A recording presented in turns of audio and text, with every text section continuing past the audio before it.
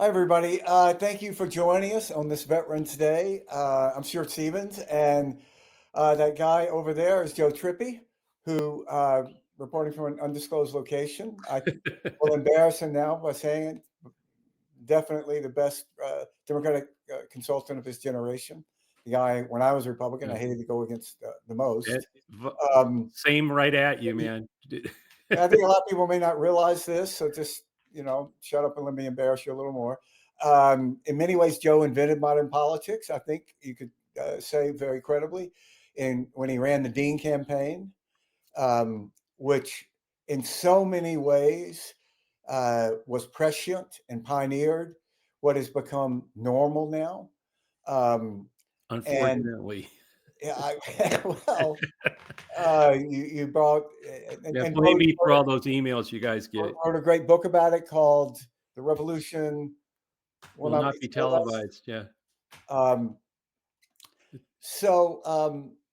Anyway, it's great. Well, it's right back at you because I hated going against Stuart too, and we had some knockdown dragouts, and both really got to know each other and become really good friends when we were fellows at the University of Chicago IOP, Institute of Politics.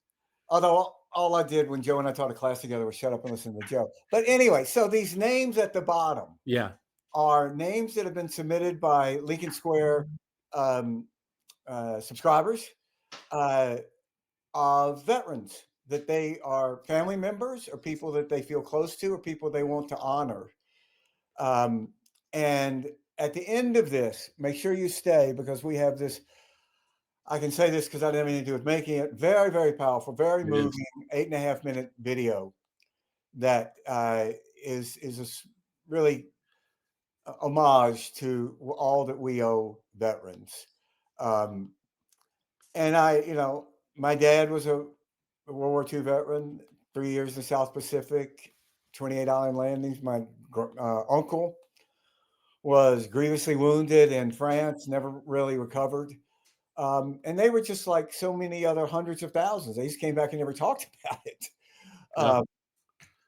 So anyway, this was a week ago tonight that the world sort of changed. Tell Joe, we haven't had a chance to talk about this since it's our first time together since the election. What was your take on the elections Tuesday? I think it was a shellacking on Trump and MAGA. We've talked about that. I mean, in terms of just the sheer size of it. In Virginia, winning, I think, upwards of 64 out of 100 delegate seats in the assembly there. I mean, that's like a massive shift. I would have said that was impossible. Yeah. But it does tell you, there's an interesting stat there that I think in every district in Virginia that Harris won by 4.7 points, I think it was actually where she received 47.5% of the vote.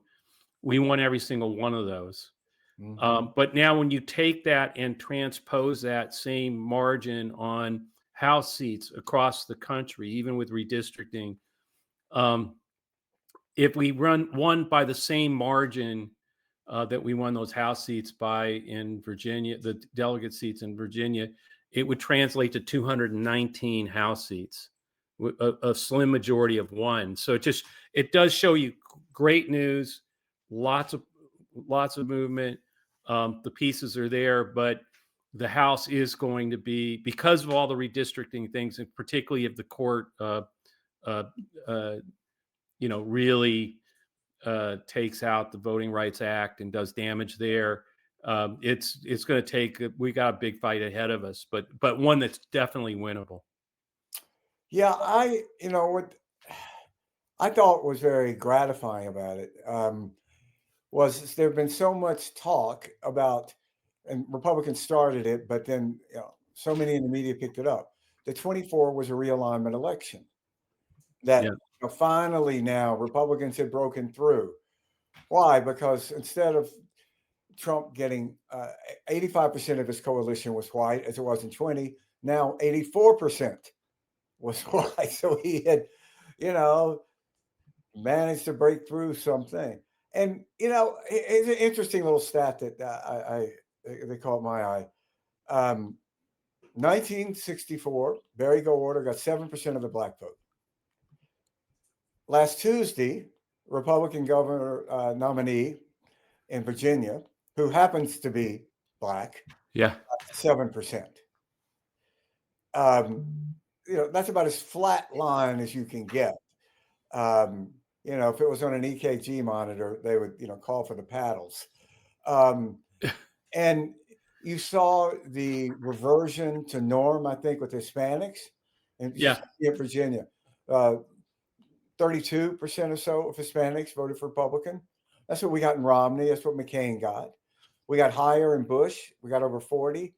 But then with McCain, it just reverted to the norm. And it wasn't like McCain was out there saying he wanted to deport people. And that always, we've talked about this in the past too, but it always never understood. You had, Bush, a great example of somebody who really worked hard at Latino vote and understanding the culture and connecting with it, and had an immigration policy, sort of compassionate one. And then you had in California this sort of harsh, totally different direction for the party that they went, and it actually destroyed the party. Pete Wilson. Pete Wilson. So that's 1994. Right. George Bush ran for governor of Texas with tremendous outreach to Hispanics. Yep. Pete Wilson ran for re-election in California as governor, made this famous ad called "They Keep Coming" about immigrants coming over the wall. Yeah. Like a precursor of what. So what has happened since then?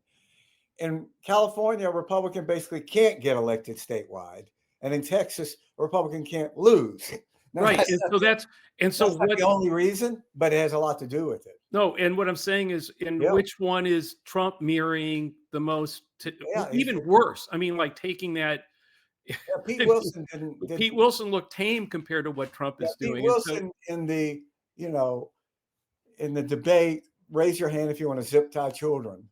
He wouldn't have raised his hand. Yeah, exactly. That's what I'm saying. So it just always, it's sort of bewildering that literally there's so much promise, I think, coming from Bush in terms of that community. And it gave me, like, as a Democrat, like, how are we going to, how are we going to, and then of course, Trump has turned that upside down and sort of like Pete Wilson on steroids with what he's doing. And so, they snap back. Young voters, 18 to 29, independents, nearly 70% of independents in the Tuesday's elections voted for Democrats. I think 67% in New Jersey or 70% in Virginia. I mean, very, very similar numbers in race after race that were just stunning in terms of how a total rejection, I think, of Trump and MAGA. I mean, the independents in particular are just saying, no, we've had enough of this. Yeah. So I think the shutdown definitely exacerbated that. I mean, showed the cruelty of Trump with what he was doing with SNAP and a guy who can break the law or wreck the Constitution any day he wants suddenly doesn't want to find any money to feed people or to pay controllers. Just that. I'll just do an EO executive order where I'm just funding controllers. But no, he wanted to invoke as much pain as possible. Well, let's talk about the shutdown. Sure. There's been, to me, a surprising amount of self-flagellating angst on the side of the Democrats about this. I thought, just as a little sort of interesting family feud. Senator Shaheen's daughter, who is running for Congress, attacked her mother for being for it, which I think it's a No, lot. But what's your take on this? look, look. People are angry, and I'm angry too. Everybody should be. There's a lot to be angry about, but the reality is that it was he, the, the the enemy should not be 8 Democrats today. The enemy still is Well said. Donald Trump and MAGA and Mike Johnson, who held the Congress out, not literally on vacation for the whole time, and made clear we're going to have a vote on anything. And so at some point you have to okay, how many more children are not going to have lunch tomorrow? Right. Because you want to keep it going for 10 more days, because they'd just be the only thing you'd accomplish is 10 more days of people not eating, 10 more days of air traffic controllers not being able to get childcare or have to or doing Uber jobs to make ends meet. And that gets to what I think was happening. It was like a lot of cruelty was clearly seen on how the Republicans were handling. And then of course, oh geez, there we go again. The one party that or has 8 whatever, who actually cares about who gets fed tomorrow, actually has some empathy for what the hell's going on. They all get trashed. No, I think, look, the reality is this. There was no way the Republicans were going to extend the ACA subsidies. It wasn't going to happen, and it became clear after 40 something days that that's the way it was going to be. And I think two things that are important about the deal. One is SNAP got funded for the Yep. next year, which means 81 days from now, my friends, is the next government shutdown. We're 81 days away from the next government shutdown. So no one capitulated. This is not over. And in that shutdown, Trump will not be able to not feed people. He won't be able to hold SNAP over 42 million Americans, hold that over millions of Americans. And so that's there. So here's what I think is going to happen. There is going to be a vote in the Senate to extend the ACA Yep. subsidies. Okay, look, if 100 senators voted for it, there is no way that Mike Johnson and the House are even going to take it up. But let's assume they take it up. Let's even assume they pass it. It still has to go to this guy, Donald Trump's desk. The odds of him signing those slim and none. So first of all, there's a whole bunch of ifs even to get there. But that means the American people are going to watch the Republicans in the Senate say hell no, watch the House not even take it up, and even if Donald Trump the whole time saying no, no, no. And then January 31st is going to come. Yep. And they're going to have to be another vote on whether to a CR to just let this all keep happening, or say, no, we meant it. Healthcare costs have to come down. You didn't do it. The government's now shutting down. And I'll bet you it will be, So it look, will be really clear, I think. Can't you make the case that if the best thing if I was just wearing my Republican political consultant hat,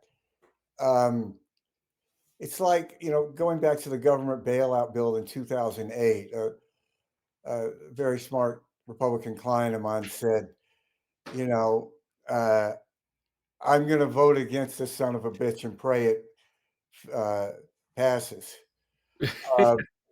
And Well, that the best case scenario for Republicans would have been if they were extended, because people would have then not felt this pain Right. And And no, and it would have been, this is like one of those things where Trump, he didn't want, remember the bill that Langford had written, the bipartisan bill to solve the immigration crisis. immigration, Yeah, yeah, and Trump didn't want, remember, no, we're not doing that. And why? Because I want to keep it as an election issue. This is almost the other way around. If you think about it, um, the Republicans should have this is an issue that you keep handing to the Democrats because you absolutely do not. They don't want health care for people. I mean, this is part of the problem here. Otherwise, it would be the shoe would be on the other foot, and they would pass this. So, I mean, politically, I mean that would make tremendous sense. And you take the rising healthcare costs, at least who's to blame for them, off the table. But they're now making it clear. I mean, they're going up. They're going to, and that's the other thing. So this whole time where we supposedly caved, more millions of people will get the notices of their premiums doubling. And those people are going to, I'll give you one. I think in Alabama, something like 477,000 Alabamians are on the ACA.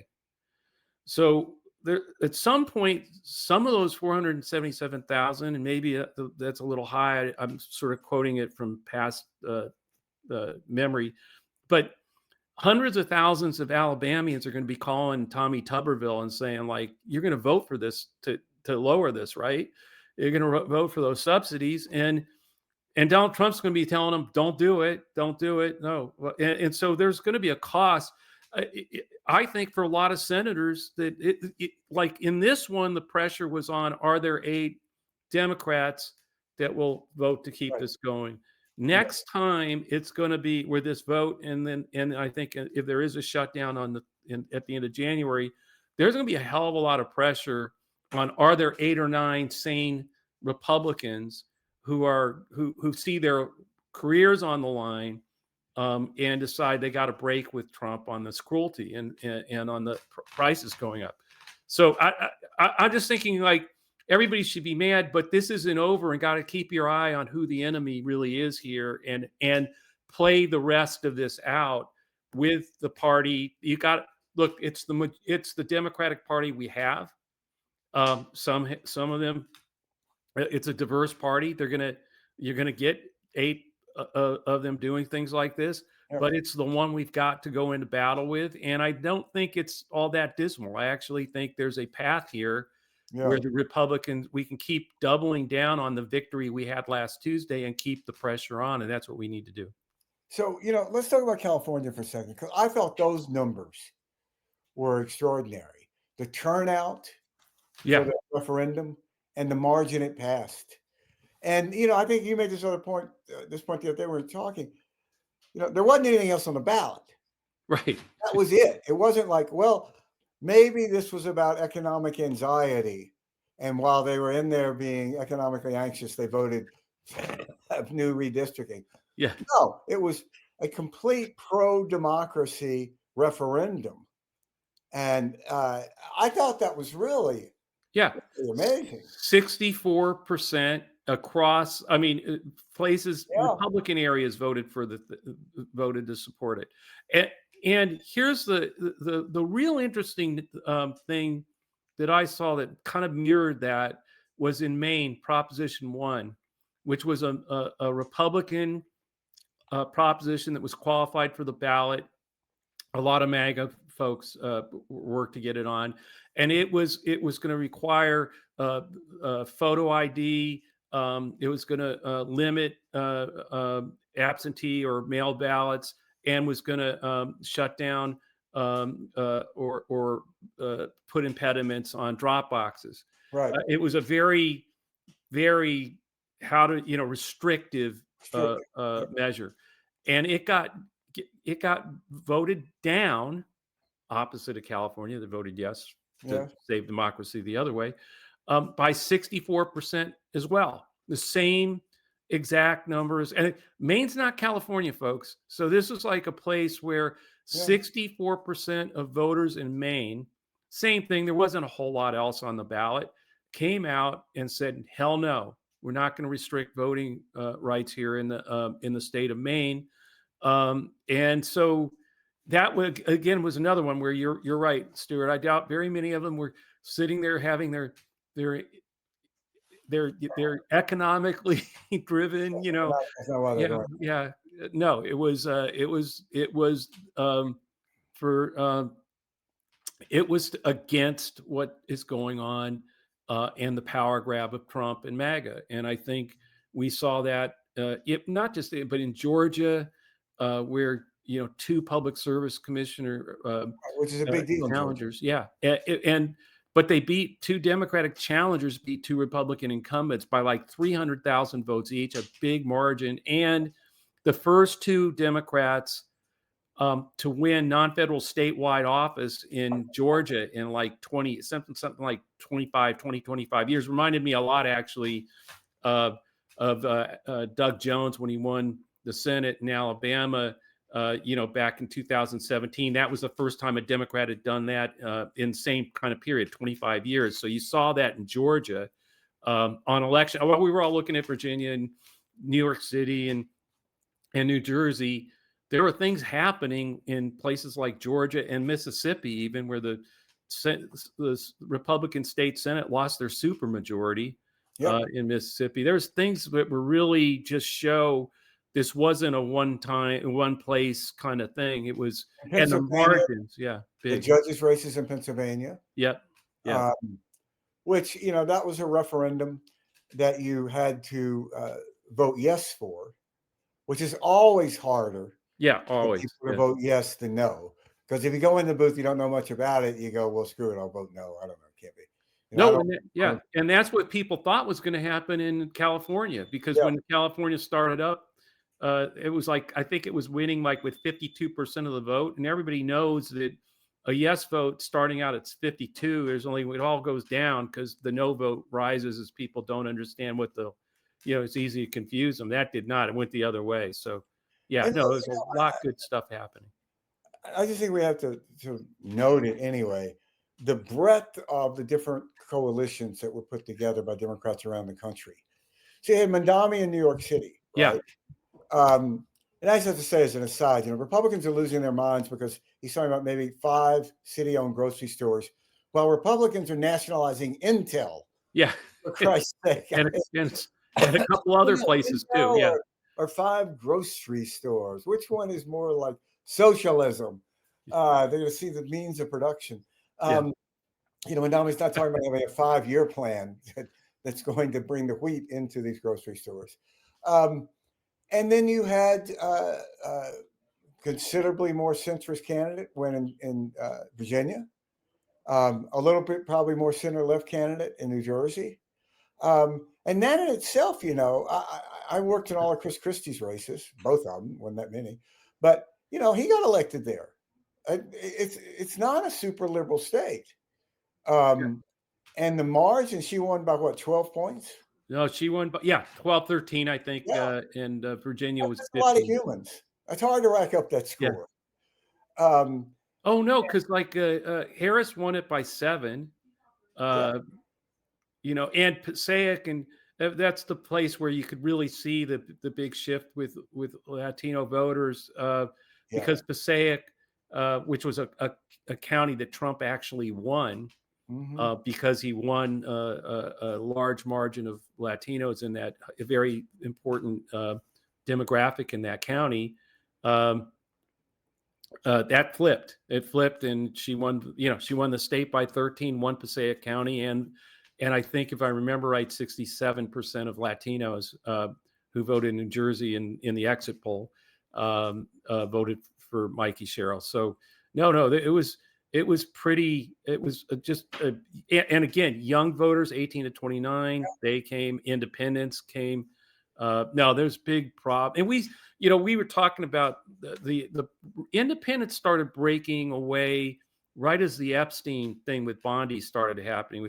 I started seeing it breaking. It's just like totally a flood now away from MAGA, and of course, we'll see, because now with the swearing in, I mean, sooner or later, Johnson's going to have to swear in the 218th signer of the discharge petition in Arizona with her, Valda with her victory out there. So and he hasn't, sooner or later they're going to have to swear her in, and then that discharge position, the Epstein discharge position, is going to be in. That's also going to happen now post the shutdown. So there's some stuff that's going to be I pretty thought tough. it was very, very positive in a sense, and a reminder that the majority is not with Trump. Yeah, exactly. Most of the country isn't. And this is a little obsession of mine. I just wish the Democratic Party would shut up talking about the Democratic Party. That you get people to be favorably inclined by the party by stuff that you do, not by talking about the party. Comics don't get up there and go, "I'm really funny." Yeah. Just tell jokes. NBA centers don't talk about how tall they are. They just go out there and they do amazing stuff. And I don't think that in today's world, people really care much about parties for the most part, one way or the other. It's kind of like archaic. But that's why the independents, trending Democrat, I think is so important. Yeah, no, it's I've never seen Another era, they would call them, a lot more of those would call themselves Democrats.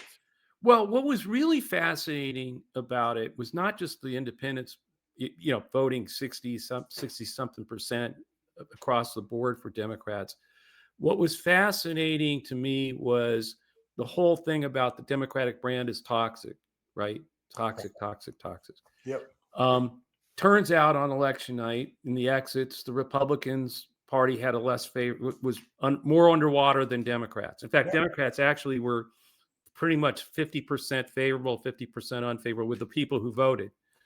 The thing I didn't expect to see, and it was pretty amazing, and I think this is a real problem if you're a Republican in one of those battleground House districts or in a Senate seat that could be up on the bubble. In the exit polls, they asked the people who don't like both parties. Yeah. Who did you vote? You voted, and they cross-tabbed it. And what happened was, folks, the people who don't like either party, including that toxic Democratic Party, the spineless, the whole thing, all that, all the pedophile, all the horrible things about the Democratic Party, they voted for Spamberger. 77% of them voted for Spamberger. 81% of them voted for Mikey Sherrill. Yeah. So you're talking about 8-2 break with people who don't like either party. That is not something I have ever seen before. Yeah. And it was a significant piece of the electorate. Trust me, that group that doesn't like either party, that tends to be growing with a lot of people right now. So that's not good and I think that does get to what people did see and continue through the shutdown, that just the cruelty, inflict pain at all costs, revenge versus people who were fighting to lower healthcare costs. And yes, it caved to make sure people got fed and the children had a meal. I mean, it's like, I think that contrast is not serving even the people who don't like either party, that party a lot better than they like Trump and MAGA right now. Yeah. Well, look, let's wind it up here. What's been going on with that Trippi show and with the two Joes? Are you enjoying? The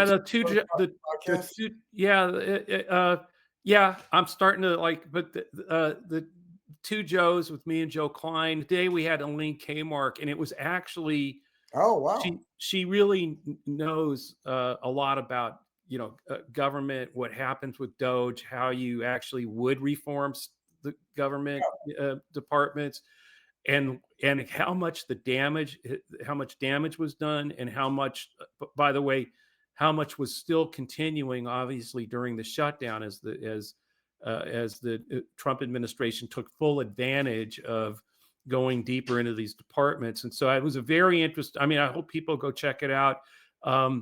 We recorded it, and it should be dropping right now or soon. Yeah, and that Trippi show, we had Doug Jones on.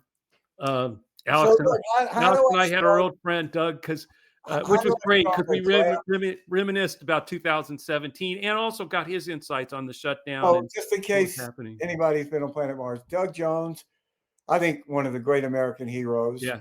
was the prosecutor that brought the horrible church bombing of those young African American girls to justice finally 30 years later. Won a Senate seat in Alabama. It's the first time a Democrat had won this century Yeah. who had not been in office. You had some people that switched. Just remarkable. So, what does it take to draft Doug Jones to run for governor? So, this guy Tuberville, who, among other things, let's just say the last game that he coached, he lost to Rice. I mean, Rice. How do you even appear in public after that?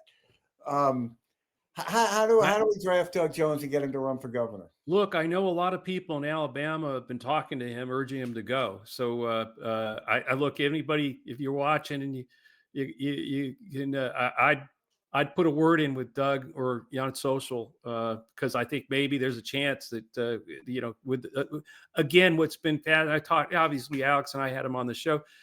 A lot of people in Alabama, they're frustrated with what's going on, and they've been urging him everywhere he goes to, hey, take a look at it, and hopefully he will.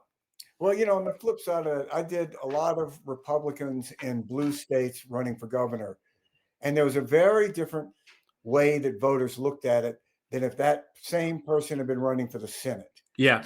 Because then it's like, okay, skins and shirts. What side are you going to sit on? Who are you going to caucus with? And states like Maryland, Massachusetts, Vermont, Pennsylvania, we elected Republican governors. And it was a sense that this will be some balance to the Democrats. There'll be fiscal sanity there. And also, it's just people who are more likable tend to get elected governor. Yeah. Because, that's the person that comes from the homecoming queen. Yeah. And, so we'll see. We'll see. Because I think you're right. I know who you're talking about. Ridge, Hogan, a bunch of different, the other side have pulled it off. Hey, it won't be easy if he decides to do it, but hopefully he will. We'll see. Well, I mean, he did it once with the Senate, and this should be easier. Yeah. Yeah, I agree. Yeah. Okay, everybody. Well, look, thanks. I don't know if we have a graphic for the two Joes, but I have been a long time fanboy of Joe Klein. If you haven't read his novel Primary Colors, you have to read it. It really is.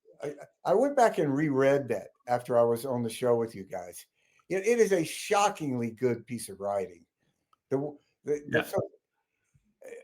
political humor in America is sort of a dying art. They still do it better in England. And it's so fun doing the show with him. He's it's just two old codgers talking. We do old stories, but we also have I love his insight and his humor on what's going on today. We don't always agree on everything. Yeah, I know. It's interesting. He's more conservative. Yeah, he's and he's probably more. I don't know where he would be on. We didn't talk today about the shutdown from did the Democrats be spineless or not? But I didn't get a chance to do on that. So do that. Listen to that Trippi show, and make sure if you haven't subscribed, we hope that you'll become a paying subscriber for Lincoln Square. This is the only way that we're really going to be able to fight back against this crazy disinformation, crazy alternative universe of alternative facts. And Lincoln Square has been a great success. Yeah. All credit due to the small team that's working it behind the scenes. Just really one of the fastest growing Substacks. So I hope you'll join us and come back next Tuesday and check out. We're going to have Bob Jones' show tomorrow on Lincoln Square, a guy who incredibly fascinating, charismatic figure, from Georgia, African American Naval Acad grad, and he has a show. Maya May has a show. So it's Rick's got like 6 shows that Rick has. So join us and support it and feel good about last Tuesday and the days ahead. Thanks a lot. And thanks for the names down below for that we're all Yeah. honoring on Veterans Day, Yes. and I think there's the video that Yeah, the video. Yeah, glad you said. Please stay on because we're going to run a video that I found very, very moving.